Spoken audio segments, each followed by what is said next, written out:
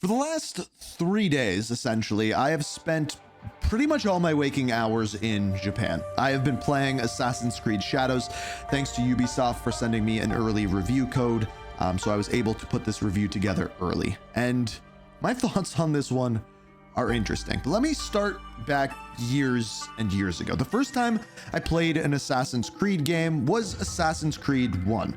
I was a pretty young teenager at the time, and at the time I went over to my uncle's house to babysit my cousins. When I got there, he let me know that he got a PS3 with a new game called Assassin's Creed. He said, the earlier you get the kids to bed, the faster you're going to be able to play this game, and trust me, you're going to like it. So once I got the kids into bed, I started playing. And let me tell you, I pretty much immediately forgot that I was taking care of any children whatsoever, because I was lost in this universe where I got to become an assassin.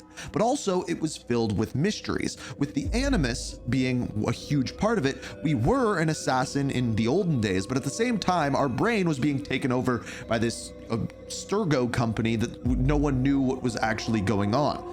It was trying to uncover a mystery at 2 different times at one time, all the while trying to assassinate people and become this ultimate assassin.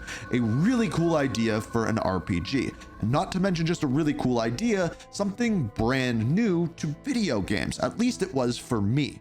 Years later, one of my favorite games of all time came out, that to be Assassin's Creed Black Flag. Once again, weird circumstances around that one. It was my final year of high school, and back in high school, you could rent video games from a brick and mortar store.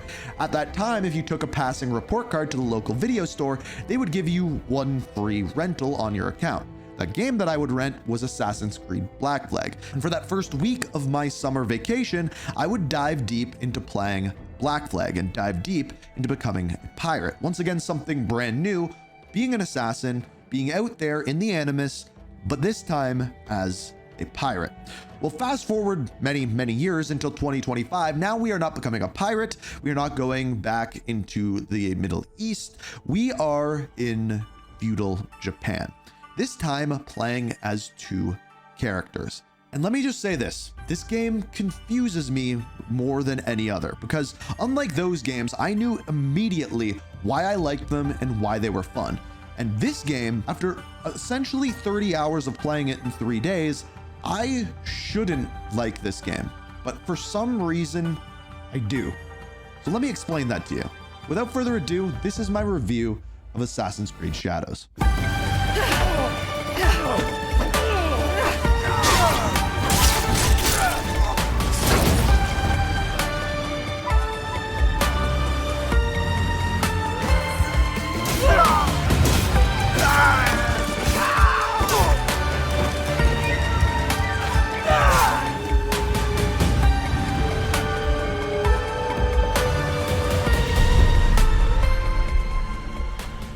There will be no spoilers in this trailer whatsoever. I may do a video a couple days down the road about the story of this game specifically, but if you want to see that, hit that like button. But for now, first off, let's start with the story. Now, I could make this extremely complex, but I'm going to make it super simple. The game kicks off with the invasion of a place called Iga. We play as 2 different characters. Number 1, we play as Naue. Naue is the character who grew up in Iga. She works alongside her father to kind of stop this invasion. However, her father gives her some instructions. She isn't to fight in the battle, she's to try to escape the area and get to said cavern with something new that she's never seen before, a hidden blade. She is to use this blade as a key and protect at all costs what's ever inside, no matter what else happens. At the same time, there's another character by the name of Yasuke. He is clearly the right-hand man to a major lord who is invading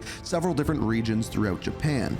As we find out throughout the story, he is a samurai working under him. Now, I'm not going to say what the kind of motivations are for these several characters, what ends up happening with them, but eventually Yasuke alongside of Naue end up working together essentially as the assassins. Now, as far as what ends up happening at the beginning of the story and what kicks off the rest of the adventures is 2 things. First off, when Naue ends up making it to that cavern, she gets inside and finds a box, the thing she must protect. This is then taken away from her. We never find out what's inside it. We don't know what's in there, but we made a promise to our father. We need to find it. We need to protect it. So the rest of the story is essentially trying to find out, what's in the box? Now the other part of it is right at the beginning, Naoe's father is killed by this large group of soldiers all wearing masks. So there's this giant revenge story throughout the entire campaign, trying to kill off all of these individual people that were responsible for killing her father. So find out what's in the box and protect it and get revenge for your father. That's it. That's the entire story for the entire game. There are some twists and turns, but as a whole, that is it. Yasuke ends up joining you about 10 to 12 hours into the game. No, you did not hear me wrong, that far into the game. And he joins your cause as well. Now, much later in the story, this is still it. This is still what you're doing. You're trying to eliminate these people. You're trying to find the box, figure out what's in it, and trying to get revenge for your father. That's it. That's predominantly the main story for the entire game. It never changes. And because of that, the story isn't very interesting, at least the present story, because throughout the campaign, if you want to call it that, you will find several flashbacks for both Naoe and Yasuke. And this is where the story is told best by a long shot. It's almost as though when they were putting together this story, they had an amazing idea for the background of these characters, but they didn't know how to tell a story moving forward. Not to mention, this overall story had very little to do with the actual assassins, their creed, and the Templars like previous games. Yes, there is tie-ins that would require spoilers, but just know they are very few and far between. Not to mention, this is how the game starts out. Welcome. A beautiful place, isn't it? A fresh sea breeze, the warm sun. This beach belongs just to you. It doesn't exist out in the world. Everything you see here is from the past, your past. So this sets up the Animus, how any of this is actually possible. So you're playing as someone who is inside this Animus who gets to see part of their past, just like we saw with many other Assassin's Creed games. But needless to say, unlike those other Assassin's Creed games, the Animus has nothing to do with this one. Essentially, they are now using it as a landing experience or a way to launch their several different Assassin's Creed games, kind of like Call of Duty has Call of Duty HQ or Fortnite has their launcher. They're using the Animus as a launcher instead of a story point now, which I actually find rather disappointing because to me, the whole outside the Animus thing was something I always really enjoyed within the games and always left me asking questions and why was this going on, and it was kind of like getting told two stories in one. That being said, I know some people didn't always like the outside of the Animus story and found it a waste of time within the games. So I'm curious to hear what you guys have to say about that one. But needless to say, the Animus really plays no part in the story of this one.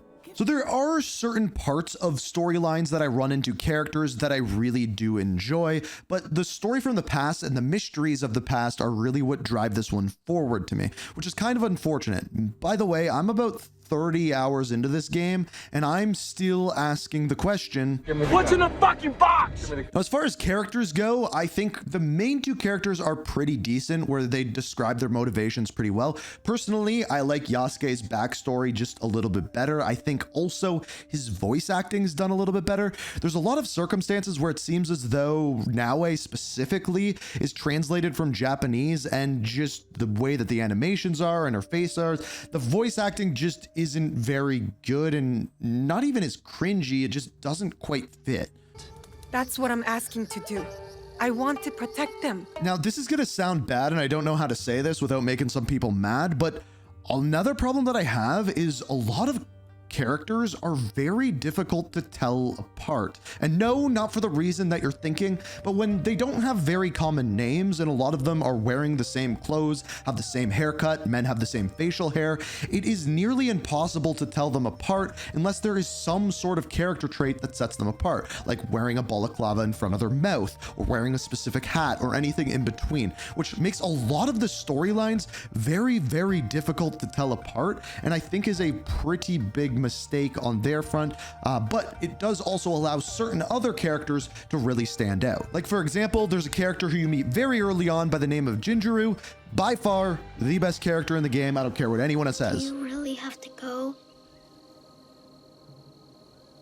Take care of yourself and the old man. So So the thing that makes this game different from other Assassin's Creed games is the ability to play between these two characters. You have Naue, which is this kind of stealthy, maneuverable character, and you have Yasuke, which is kind of your bull in a china shop. We'll get to both, but starting out with Naue, this is the character that you're going to want to use if you're sneaking around a base, if you are trying to get to the top of a building, or anything along those lines. Now, the best part about having two characters is the way that combat feels different between the two. If I'm sneaking into a building, I'm using Naue. If I'm just getting in a big fight with a bunch of people, I'm using Yasuke. This is probably the biggest improvement in this game, at least in my opinion. Being able to play different types of combat in different situations with different characters feels fantastic. Not to mention, each character essentially has 3 different types of weapons they can use, each of which feels very, very different. And as you go through the game, you'll unlock all of them and you'll be able to pick which one feels the best for you. But there's a problem with these characters because, yeah, the combat feels great, but what doesn't feel great is that each character can only do certain things, which is fine and adds gameplay variability, but what it doesn't do is make certain situations fun. For example, I was raiding this castle, and as I was going in, there were bad guys, and I was trying to get to the top of this tower because it was a synchronization point. But Yasuke can't use the grappling hook that Naue has, and can't climb very well either.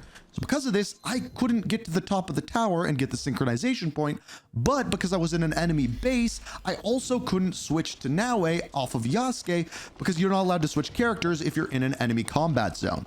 So this happens way more frequently than you may think. It's not just a button to switch characters. You got to go in the menu, you got to switch characters, and if you're fighting, you can't do so. So it causes problems like you're seeing here. So there's also a completely game-breaking, I don't know if it's bug or game design when it comes to the combat in this game. You see, in this mission here, I was to go onto this ship and assassinate someone. But they were a higher level than me, I couldn't just assassinate them, so I needed to do damage, but if I got in a fight, I would probably die. Well, as it turns out, every enemy in this game cannot climb. They can climb ladders, but ladders are almost nowhere to be found. So they can't just climb walls like Templars could in previous games and get at you. So if you just do some damage to people, go on top of literally any roof, and just crouch, eventually you become wanted again, and then you can perform another assassination just over and over and over and over again.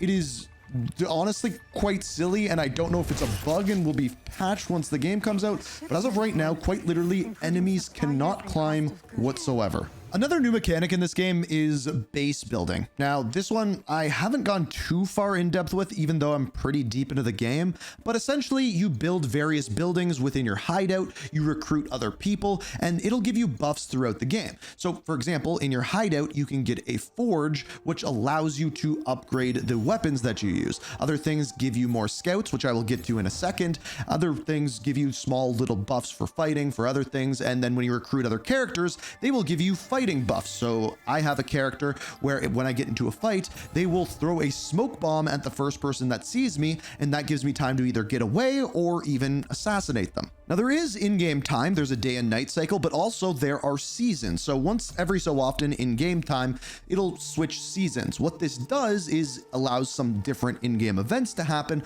but on top of that, it also refreshes your scouts. Now, let's talk about those scouts that I mentioned earlier. These can do 2 things. You can get them and send them out when you find certain items in game, and they will bring back crafting materials to your base, or you can scout individual areas. So sometimes when you're given a mission, it will give you directions and not give you a map marker. This is because early on in the game, you are able to choose directed or non-directed mode. Directed is like old school Assassin's Creed where you just get a mission and it gives you a map marker. This one does not. It gives you directions, and then you can send out a scout in that general direction and it'll give you an exact ping point. I think scouts should be removed altogether. I find it way more interesting to not use a scout, to go on your map, find out where that general direction actually is, and go to the area, and when you hold left trigger on the controller or a certain button on PC, it kind of like scans the area, shows you where chests are through walls, or show you where your objective is highlighted in blue. I found that way more rewarding, and you learn the map way better than just wasting a scout and then it kind of giving you still a general direction and you have to search anyway. I get why why they did, as it's a little bit more difficult, but with having directed mode there to begin with, I really think they could have done something better, or more so just wasted their time with scouting the map. Either remove the markers altogether and tell you where to go on the map, or go the old school mode where it just tells you exactly where to go. The whole scouting thing is just a kind of like middleman in directing yourself through the map. So I played the whole thing non-directed, and honestly, I had way more fun and learned the map way better when I just stopped using scouts altogether. I just found it way more fun. Also, it allowed me to just use all of my scouts to bring back materials to my base and allow me to craft more. So we've talked about the gameplay fighting wise, and we've talked about the characters, but one other kind of character in the game is the map, the environment. And I think this is the worst part about Assassin's Creed Shadows.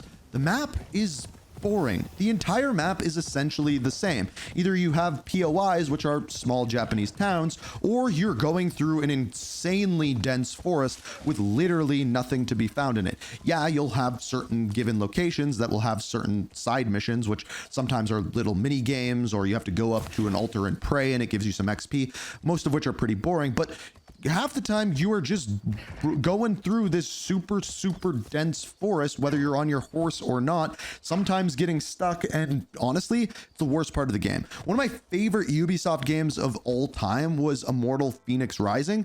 This game had very different environments as you worked your way through the game, spanning from different weather, day, night, completely different environments, different enemies. This game is pretty much all the same. Same sort of enemies, same sort of trees, same sort of bush, and same sort of really weird environmental hazards that half the time you're just sliding down anyway. So that is why I say I shouldn't like Assassin's Creed. There's a lot that's not great out of this, but there's also really nothing that's truly horrible, aside from maybe the AI.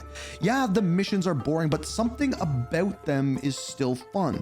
There is still something in this story that's just enough mystery that keeps me wanting to know what exactly is going to happen next. How does the Assassin's Creed Brotherhood tie into the overall story? How do the Templars apply to this story? How does this all fit in? And how does the backstory of Yasuke and Naue really truly tie together? As you're handed little breadcrumbs throughout the story, it keeps you involved. Where the overall story is pretty not great, the hidden story behind the scenes with those little breadcrumbs that we talked about is actually pretty good. So yeah, I really shouldn't like this game, but something about it keeps me playing. And I think it's really, you could call it the Ubisoft effect. In most games like Far Cry, or maybe even Assassin's Creed games, most of the missions feel relatively the same. You're given a map marker, you go there, you complete one of maybe 7 different style missions that game has. You finish it, it shows you another one. You go to that next location, unlock more map markers, go do those, so on and so forth. This game is not going to change that formula whatsoever. In fact, I truly just believe it's going to give you more of it. But the more of it that it gives you is indeed fun. And if you enjoyed previous Assassin's Creed games, you're going to enjoy the same things about this one as well. But remember how I brought up Assassin's Creed 1 and Assassin's Creed Black Flag? Unlike those games that I truly believe are top tier games and when Ubisoft was truly at their peak, this game is not like those because it doesn't revolutionize anything. Because once again, it's just another RPG with a bunch of map markers with a bunch of fun things to do. This is my objective board in game. This middle ring is the main objectives. I'm not going to zoom in because there'll be some spoilers there. All of those outer rings are side missions or collectibles or a bunch of essentially filler that you can do. That middle ring takes up about 30 to 35 hours in and of itself. Those outer rings are going to take like 60 plus hours to complete. So if you're the kind of person that enjoys getting given a to-do list and completing those and getting some pretty cool rewards, a little bit of story and some cool gameplay along the way, just like other Ubisoft games, this one's gonna hit home for you. But just know, it's not revolutionary, it's not gonna change Assassin's Creed forever, and it's not gonna change Ubisoft games. It is just another RPGs. It is just another RPG. I shouldn't have liked this one, but somehow I left my time with it, truly enjoying what I actually did play. So do I think you will like this game? I'm not sure. If you like the previous Ubisoft games, if you like previous Assassin's Creed titles, this one will definitely be for you. It's just not going to revolutionize anything. And based off of the things I didn't like of this game, I really shouldn't like the game. But by the end, by the time I finished off this game, I can truly say I did enjoy my time with it. If this didn't give you a good enough idea of what I truly thought about the game, I have 10 hours of gameplay with commentary going up later today. So if you want to see that, make sure you subscribe and turn notifications on. And if you enjoy these type of review videos, I would really love to do more of these. So if you've enjoyed, I'd appreciate it if you hit that like button. But as always, thank you so much for watching. Until next time.